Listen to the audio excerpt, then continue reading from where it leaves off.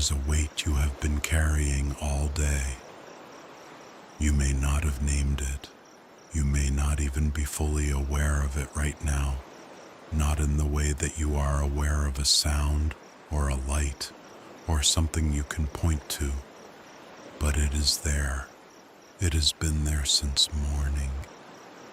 You can feel it in the tightness behind your eyes, in the way your shoulders never quite dropped, in the shallow place your breathing settled into somewhere around midday and never fully left.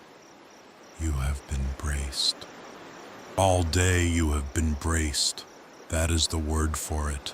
That quiet, invisible readiness that the body holds when it does not feel entirely safe to relax. Not because anything terrible was happening necessarily, not because the day was a disaster, but because the world asks so much, so constantly, and somewhere deep in the architecture of you, a part of you decided a long time ago that the safest thing was to stay ready, stay prepared, stay a little bit ahead of the next thing. And so you did. All day. And now here you are, in the quiet, in the dark, in this hour that belongs to no one else. And that bracing is still in you, still held in the muscles, still written in the breath, still running its old familiar program even though the day is done and there is nothing left tonight that requires it. You can let it go now, not all at once. You do not have to force it. The body does not respond to force the way the mind thinks it does. But you can begin, here, now, simply by noticing it. Simply by saying, without judgment, without criticism, without making it mean anything, I have been holding on, and then, slowly, choosing something different, choosing to open the hand. You did not come to this moment by accident. Something in you knew it was time, something older than thought. Wiser than the part of you that makes lists and plans and tries to calculate the distance between where you are and where you are supposed to be. That deeper something turned toward rest, the way a flower turns toward light without deciding to, without effort, without even being fully conscious of the turning. You are here, in the quiet. And he was already here before you arrived, not waiting impatiently, not checking the time, not measuring how long it took you to get here, or cataloging the things you did before you came. Simply here, present, the way the air in a room is present before anyone enters it, the way the ground is present beneath your feet, whether or not you are thinking about it. He is here in the silence before your first word, in the space between your thoughts, in the soft dark that surrounds you right now, that presses gently and without malice against the edges of everything you can see. This dark is not empty. It never has been. Think for a moment, if you can, gently, without strain, about what this day held. Not to rehearse it, not to evaluate it or grade yourself on how you handled it, or make a list of what you should have done differently. Just hold it for a moment, the way you hold something you are about to set down. Feel the shape of it, the weight. There was a morning, and the morning had its own particular demands, the way mornings do, arriving before you feel ready for them, asking things of you before you have had a chance to become fully yourself, pulling you immediately into the current of a day that does not slow down to let you find your footing. And then the hours, one after another. each one carrying its own small weight. The conversation that stayed with you longer than it should have. The task that took more out of you than it looked like it would from the outside. The moment when the tiredness arrived, not gradually but all at once, as it sometimes does, and you looked up and realized there was still so much day left, and still you went on. That is worth saying plainly, you went on. Not because it was easy, not because you had everything you needed, but because that is what you do. That is what the people who never seem to stop do. They simply continue, one moment after the next, not from strength that feels like strength, but from a faithfulness that looks from the outside like ordinary life. God sees what is not ordinary about it. He always has. Somewhere in this day, there were thoughts, the kind that come when you are tired, the kind that know exactly when to arrive, when the defenses are down, when the mind is soft, when the noise of the world has quieted just enough to let the inner noise be heard. You know those thoughts. They have a certain quality, a certain voice. They tend to arrive not as questions but as statements, flat, declarative, confident in a way that exhaustion makes them sound. This will not get better. You are behind. You have let people down. You are not enough. Tomorrow will be harder than today. They came again today, didn't they? Or something like them, wearing different clothes, carrying different specifics, but the same fundamental message underneath. The message that says, you are not safe. You are not held. You are on your own, and what you have is not enough.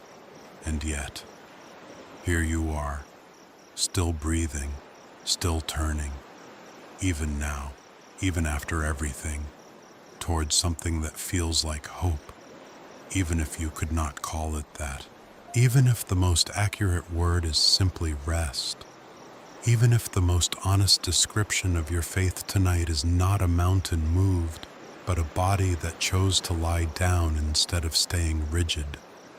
That is enough, more than enough.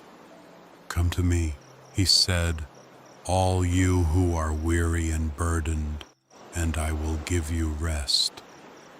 Not, arrive having resolved everything. Not, come when you have finally figured out how to stop struggling. Not, earn your way to stillness through sufficient spiritual discipline. Come. The word is so simple it almost disappears. We read past it, looking for the condition, for the catch, for the qualifier that makes it more complicated and therefore more credible. Because we have learned, most of us slowly, painfully, through years of a world that does attach conditions, to distrust the thing that asks nothing. But there is no condition here. Come as you are, in whatever state this day has left you, with the residue of the argument still somewhere in the chest, with the decision still unmade, with the fear still present and the question still unanswered, and the circumstances still exactly as difficult as they were this morning, unchanged by night, unchanged by tiredness, unchanged by the fact that you have now arrived at this quiet place and would like very much for things to be different. Come anyway. He is not waiting for different. He is meeting you in this.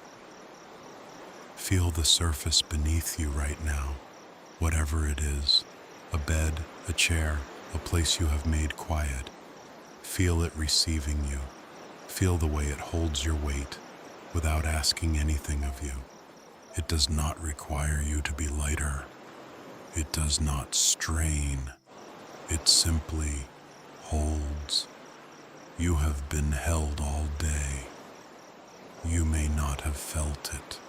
The feeling often does not come, not in the way we want it to, not with the certainty and warmth we imagine it should have. But the holding is not dependent on the feeling. The ground holds you whether or not you feel it holding you.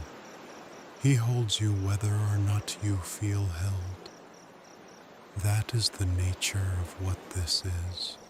Not a feeling to be produced, not an experience to be engineered, not a spiritual state to be achieved through the right combination of prayer and music and stillness. Something more fundamental than any of that.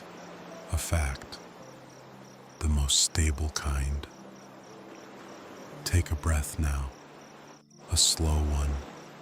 Not because slow breathing is a technique, not because you are trying to produce a result, but because breathing is the most honest thing the body does.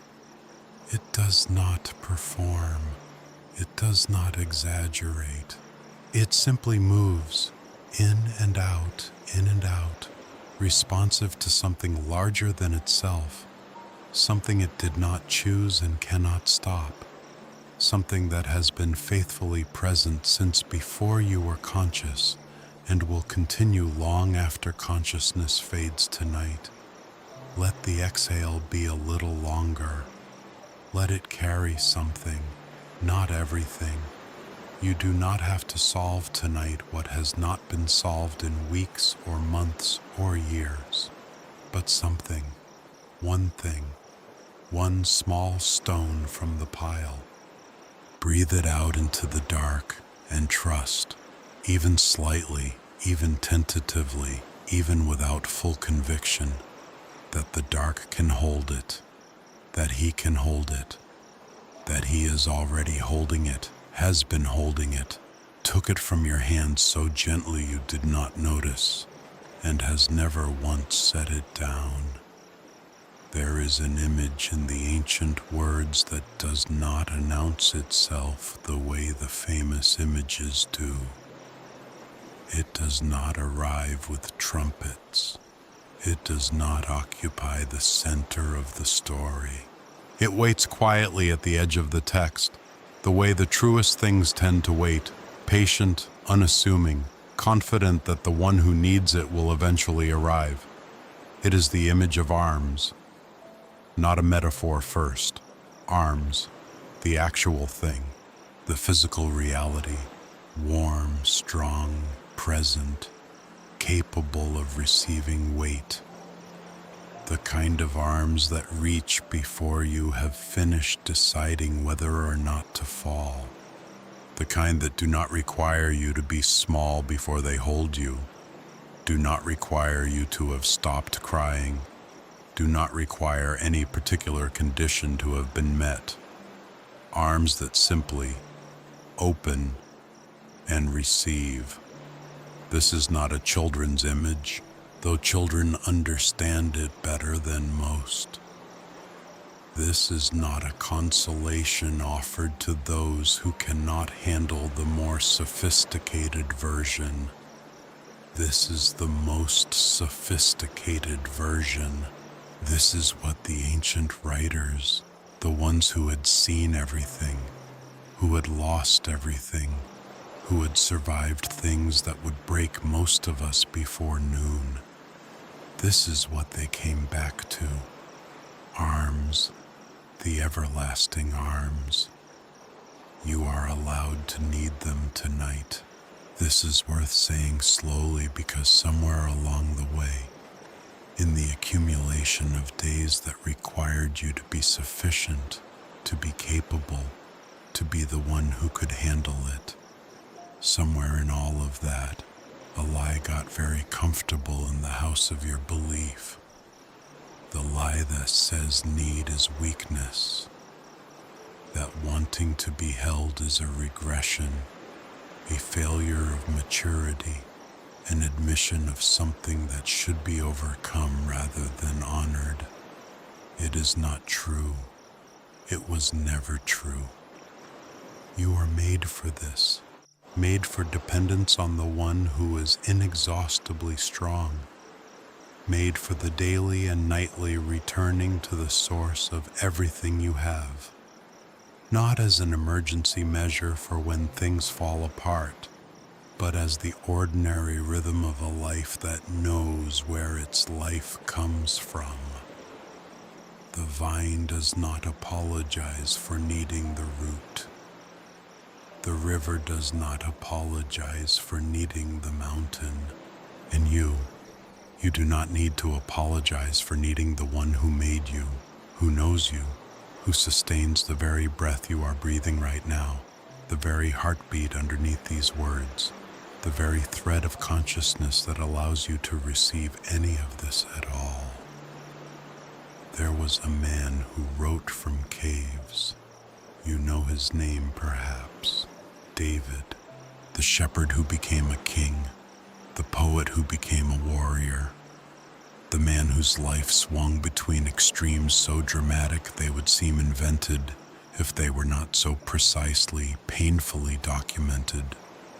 He knew what it was to be hunted, to sleep in the wilderness, to rest with one ear always toward the entrance of the cave, listening for footsteps, for voices, for the sound of everything closing in, to carry a threat that would not lift, a fear that became so familiar it almost stopped feeling like fear and started feeling simply like the texture of existence.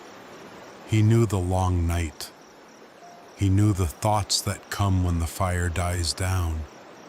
And from that knowing, from inside it, not beyond it, not after he had escaped it and could look back with the comfort of resolution, from inside the cave, he wrote this: I lie down and sleep. I wake again because the Lord sustains me. Read that again slowly. I lie down and sleep, not I lie down and review everything I should have done differently, not I lie down and rehearse tomorrow's fears, not I lie down and try to produce the right spiritual feeling before permitting myself to rest. I lie down and sleep. The simplicity of it is almost shocking. This man, who had more to fear than most of us will ever have, whose enemies were real and named and armed, whose situation was not metaphorical difficulty but actual physical life-threatening danger, this man lay down and slept. Because the Lord sustained him, not because the circumstances had changed, not because the problem was resolved, not because the morning brought an answer, but because in the dark of the cave, in the wilderness of his actual life, he had arrived at the same place you are being invited to arrive at tonight. It is not my watch. This is what surrender actually looks like from the inside, not passivity, not the absence of engagement or care or responsibility, not giving up. Surrender is the active, conscious, courageous decision to stop carrying what was never yours to carry, to stop watching what has a watcher, to stop holding what is already held. It is the hardest thing, not because it requires great effort, but because it requires the releasing of effort. And we have been trained so thoroughly, so deeply, so unconsciously in the theology of self-sufficiency that releasing feels like falling. It is falling, but into arms, and the arms have never not been there. He who watches over you will not slumber. He who watches over Israel will neither slumber nor sleep. He does not sleep. Let that be more than a fact tonight. Let it be a permission. Let it be the specific, targeted permission that your particular weariness needs. The permission to stop watching because the watcher is already at the post. The permission to stop listening for the sound of things going wrong because the one who hears everything is listening. The permission simply to rest. Not as spiritual laziness, not as the abandonment of responsibility, but as trust made physical, as faith given a body, as the most honest possible expression of the belief that God is who He says He is. You rest because He is awake. You sleep because He does not. That is the logic of faith at midnight, not complicated, not requiring a graduate degree in theology or a lifetime of spiritual achievement. Simply trust made physical in this body, in this moment, in this quiet room. There is something that happens to the mind when it finally understands, not just intellectually, but somewhere deeper, somewhere in the body, that it is not responsible for the outcome. A loosening, something structural shifts. The bracing, which was always a response to the threat of being solely responsible, begins to soften when the weight of sole responsibility is removed.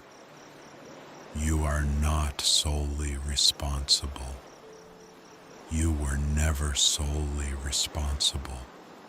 You are responsible for what is yours, for the choices within your reach, for the relationships you tend, for the faithfulness you bring to each ordinary day. These things are real, and they matter, and God does not remove them, but the outcome, the ultimate trajectory, the final resolution of all the things that are too large and too long and too complex for any single human being to manage, that has always been in different hands, larger hands. Hands that hold the whole story at once, not just the chapter you are living in. Hands that can see the end from the beginning, that are not surprised by the plot twist you did not see coming, that have been working in the background of every seemingly impossible situation across the entire span of human history. Those hands have your life tonight. They have had it all along. Feel the quiet again.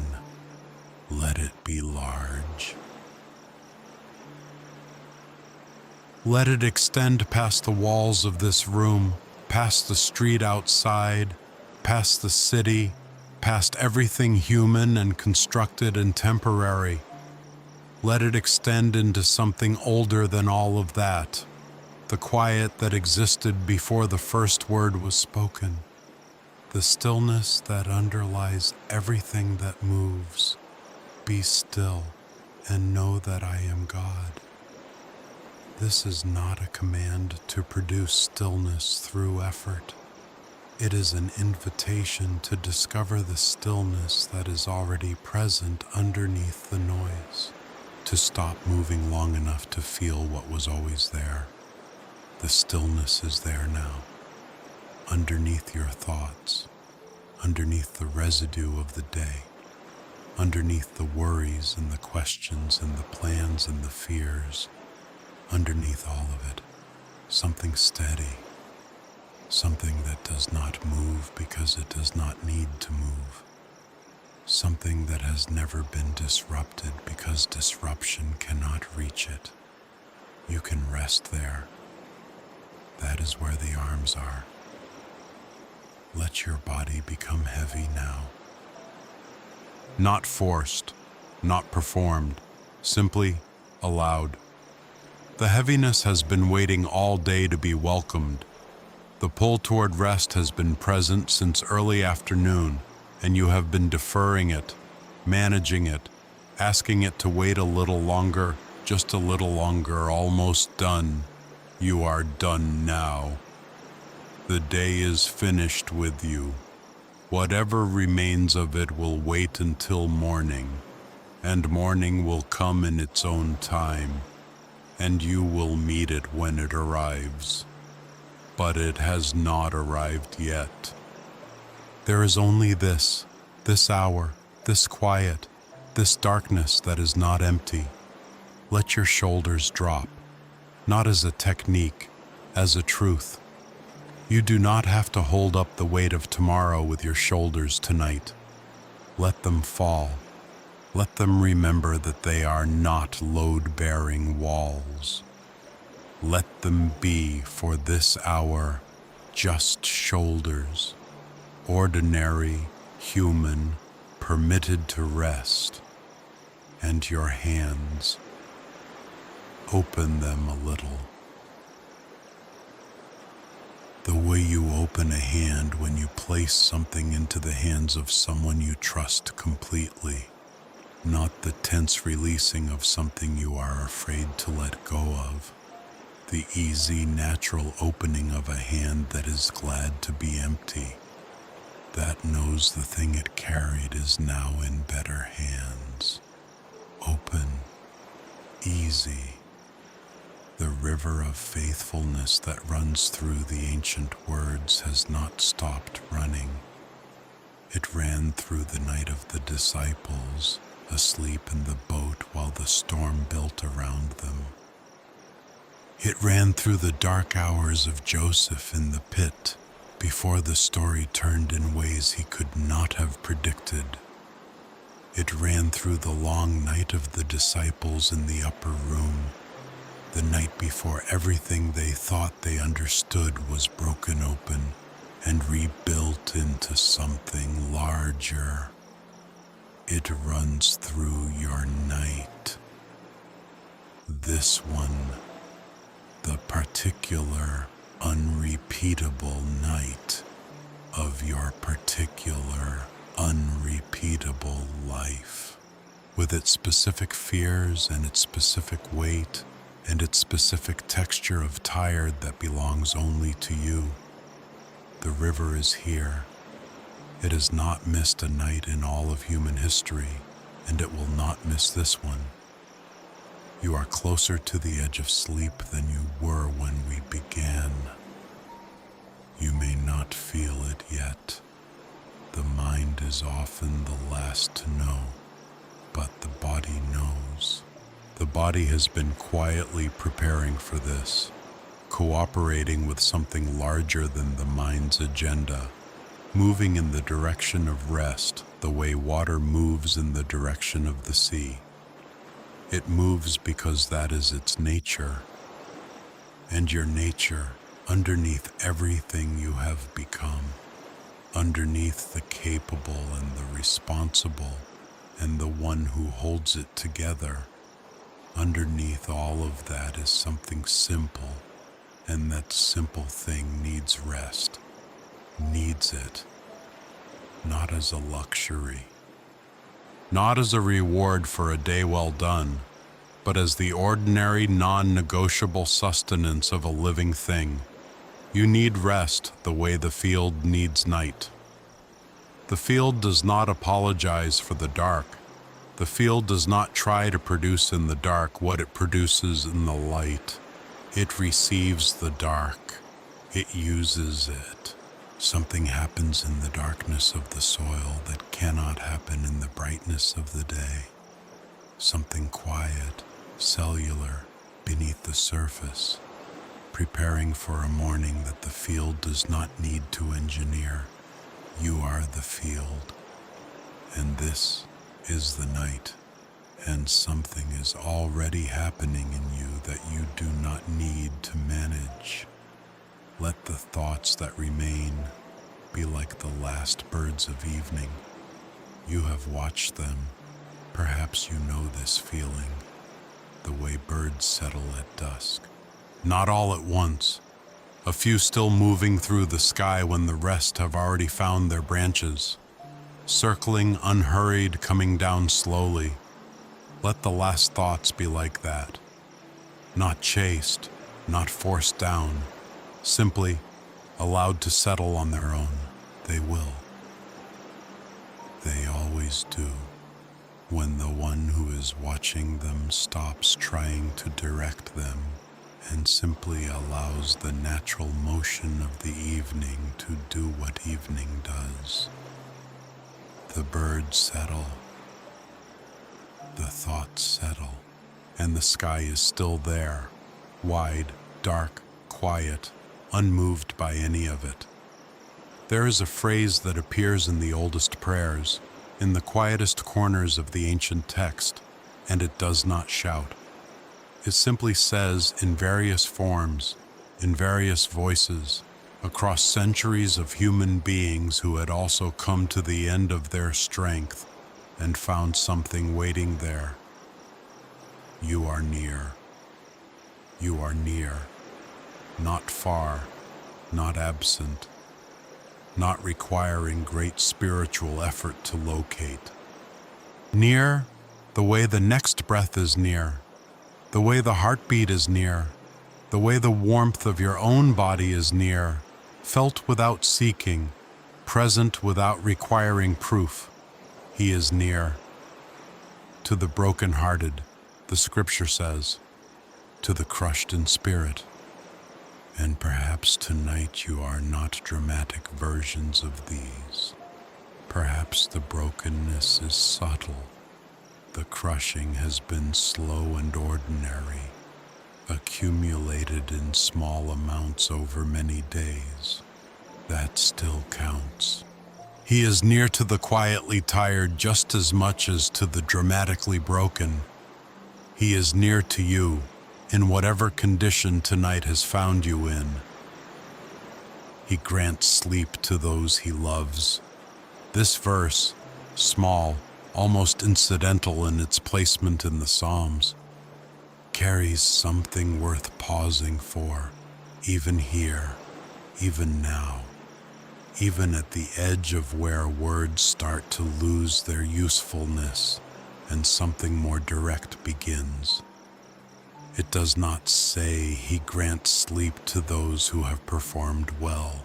It does not say he grants sleep to those who have achieved a certain level of spiritual health, to those whose prayer life is consistent, to those who have not doubted this week, to those who came to this moment clean and resolved, and without the residue of everything they are still working through.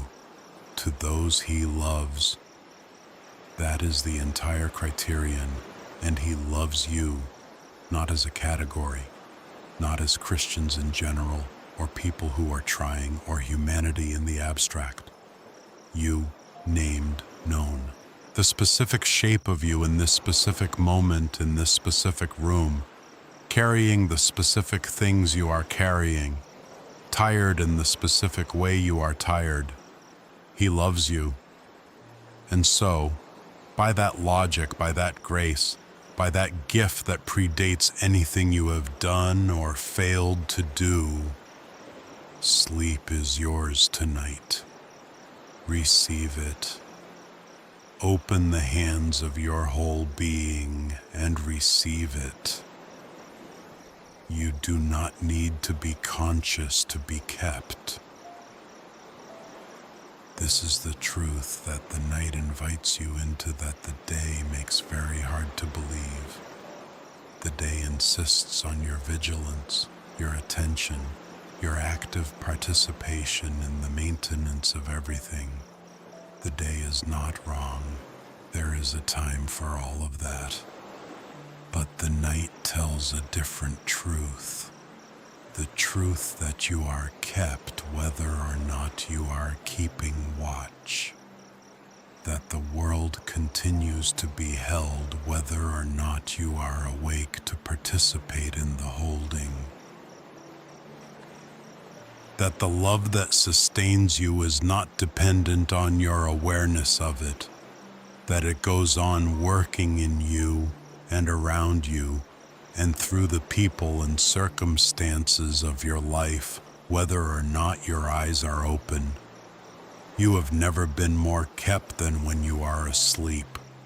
Think about that. Every night of your life, every night you do not remember, every night you gave no thought to, every night you simply fell into without intention or prayer or preparation. Every one of those nights you were kept. You moved through the dark hours in a state of complete vulnerability, complete unconsciousness, complete inability to protect or provide for yourself. And you woke. Every time, not by accident, not by luck, by a faithfulness that did not pause because you paused, by a love that was not interrupted by your unconsciousness. He kept you through all of them. He will keep you through this one. Let the breath deepen now, not by force, by permission. The body already knows how to do this. The body has been waiting for the mind's permission to begin.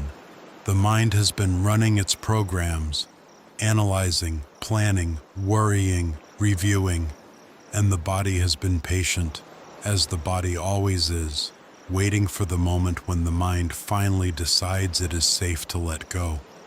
It is safe. You can tell the mind, gently without scolding, that its shift is over, that it has done everything it could do today, and that is enough. And what remains will be here in the morning, and the morning will come in its time. And then, let the mind grow quieter. Yeah, not silent immediately. It will not go silent immediately. It will have a few more things to say, a few more items to surface, a few more concerns to flag before it finally settles. Let it, without fighting, without adding the frustration of fighting to the already full load of tonight. The thoughts that come now, even here, they are not emergencies. They are the mind doing what it was built to do, right up until the moment it is no longer needed. Honor it for that. Thank it even for the faithfulness of a long day's work. And then, gently, like setting something down, let it rest too. There is a room, not a metaphor, but a real and specific place that you cannot see, but that is more real than this one.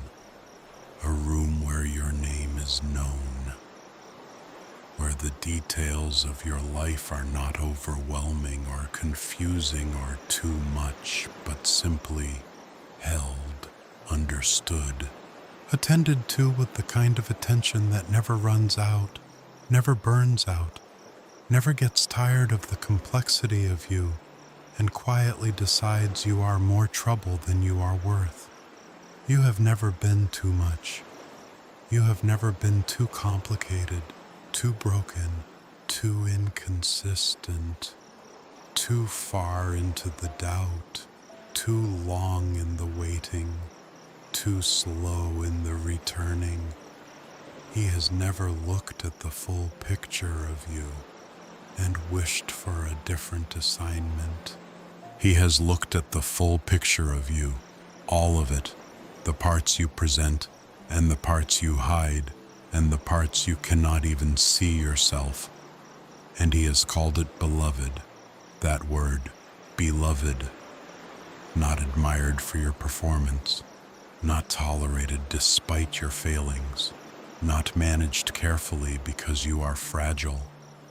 Beloved, the word that means, I have chosen you, and I would choose you again and again and again, and the choosing is not contingent on anything you will ever do or fail to do. You carry that word into this night. It goes with you into the sleep. The stars are burning quietly above the clouds tonight. You may not be able to see them. There may be too much between you and them. Too many layers of weather and city light and the ordinary in between of a night that looks like any other night from the outside. But they are there, doing what they have always done, faithful to the physics of their making, burning in the dark without needing to be acknowledged, without requiring that anyone look up, without any drama or announcement.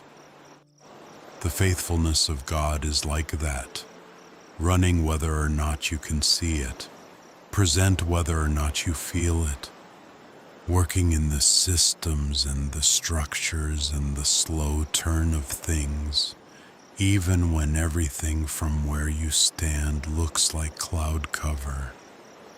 The stars are there. The faithfulness is there. And this night, this quiet, ordinary, particular night of your particular life, is held inside that faithfulness the way a small flame is held inside a lamp, safe, protected from what would extinguish it, given just enough light. Let the final defenses come down now, not collapsed, released. The way a held breath is released, not a failure but a completion. The held breath held for as long as it needed to hold, and then exhaled, given back to the air. Return to the larger system that can hold it better than you can. Whatever you have been holding, return it now. The worry about the person you love, return it. The question about the direction you cannot see, return it. The grief that has been sitting quiet and patient in the corner, return it. The thing you are afraid to say, the thing you are afraid to know, the thing you have been managing so carefully so that it does not become more than it is, return it, not into the void, not into nothing, into hands, the same hands that held the morning before you were awake for it, the same hands that will hold tomorrow before you have arrived at it, the same hands that have held every hard thing in every long story and every century of human beings who came to the end of their own ability and found someone there. Return it and rest. He will not let your foot slip. He who watches over you will not slumber. Your foot will not slip tonight. Not in the sleep, not in the unconscious hours, not in the turning of the night that you will not be awake for. Your foot is held. Your path is held. The morning you cannot see from here is already held. Nothing about your life that matters is outside of that holding. Nothing. Not the hard thing that is still hard. Not the unanswered prayer that is still unanswered. Not the situation that has not resolved in the way you hoped. Not the relationship that is still tender. Not the uncertainty that has become so familiar you have started to think of it as permanent. None of it is outside the reach of those hands, and all of it is being held tonight while you rest. The earth is turning. This is not a metaphor. It is a physical fact. And in this moment it feels important. Right now, as you lie here in the quiet, the earth is moving through space at a speed no living thing aboard it can feel, completing the rotation that has been completing since before human memory began. Every person you have ever loved is aboard this turning. Every person who is asleep right now in their own quiet rooms, in their own particular darkness, all of them moving together through the dark half of the planet's daily rhythm. You are not alone in this night. You have never been alone in any night. There is a whole world of the tired and the resting and the slowly surrendering, all of them making the same small, courageous choice you are making right now. The choice to let go, to trust, to close the eyes and believe, even imperfectly, even without certainty, that the night is held, and it is. It always has been. There is nothing more required of you tonight, not a better prayer, not a more resolved heart, not a higher level of faith, or a cleaner conscience, or a more organized set of concerns handed over in a more spiritually mature way. Just this, what you have already given, the simple turning, the quiet arriving, the body that chose to lie down, the heart that chose, even briefly, even tentatively, to believe that lying down was not abandonment, but trust. That is the whole thing. That is all of it. The rest is his work. The keeping, the watching, the sustaining, the slow and faithful work of holding a sleeping person through a dark night and bringing them, renewed in ways they will not fully understand, into a morning they did not have to manage their way to. You did not have to earn the morning. You never have. The morning comes because he is faithful, and you can simply sleep. Sleep now, not as a command, as an invitation. The softest possible invitation, the one that has been waiting underneath every word of this hour, patient and unhurried, knowing it would arrive when you were ready. You are ready. The eyes know it. The breath knows it. The weight of the body knows it. The way it has been settling slowly into the surface beneath you. The way it has been releasing the day's tension increment by increment. The way it has been cooperating with something it is made for. You are made for this. Rest. Sleep. He has you. He has had you all along, and he will have you all through this night, and he will be the first thing present when morning comes, not as a reward for a night well rested, but as the faithful, constant, unwavering presence that does not move because it does not need to. He does not change. And in that unchanging, you held, safe, beloved, at rest. Sleep, just sleep. He has this.